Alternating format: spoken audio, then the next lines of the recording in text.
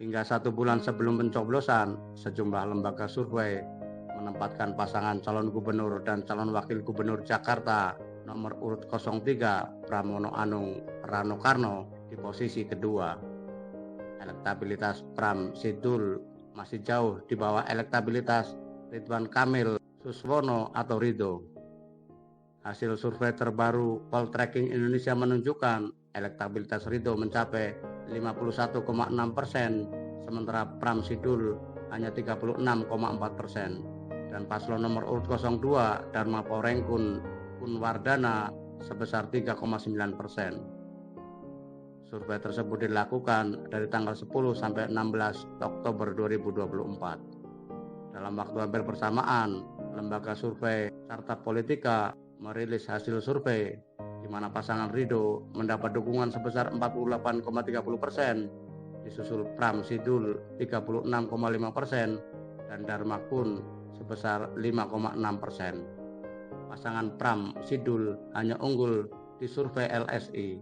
Elektabilitas pasangan yang mengusung jargon Jakarta Menyala itu mencapai 41,6%, sedang Ridho memperoleh 37,4%, disusul Dharma Kun 6,6%.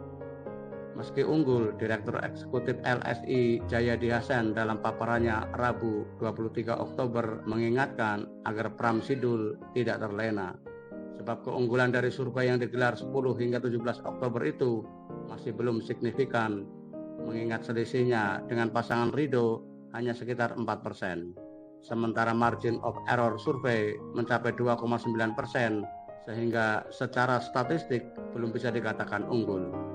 Yang perlu dipahami pendukung Pram Sidul adalah fakta jika Ridho didukung partai-partai penguasa yang sejak awal dimajukan untuk menjegal Anies Rashid Baswedan.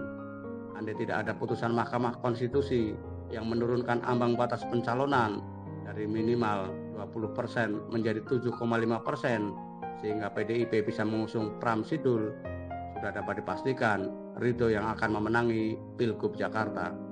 Dengan kondisi demikian, mestinya Pram Sidul lebih fokus menggarap pendukung Anies.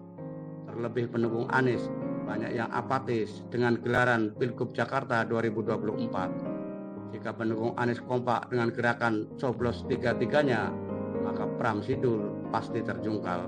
Jangan lupa, Anies adalah tokoh dengan elektabilitas tertinggi di Jakarta.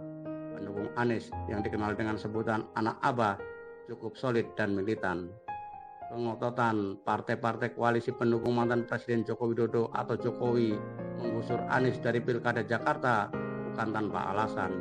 Di samping memiliki elektabilitas paling tinggi di antara semua tokoh-tokoh yang masuk radar Pilgub Jakarta, Anies juga berpotensi menjadi penantang Gibran Rakabuming Raka di Pilpres 2029. Jokowi sepertinya tidak menghendaki jika Anies menjadikan Jakarta sebagai panggung menuju pentas nasional.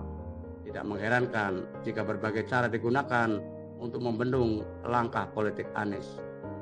Oleh karenanya, tidak ada cara lain bagi Pram Sidul untuk merangkul pendukung Anies jika ingin memenangkan kontestasi Jakarta 2024. Tentu bukan sekedar lip service, apalagi deklarasi dukung-mendukung yang biasanya tidak mencerminkan suara akar rumput, melainkan hanya kepentingan 1-2 orang atau kelompok saja.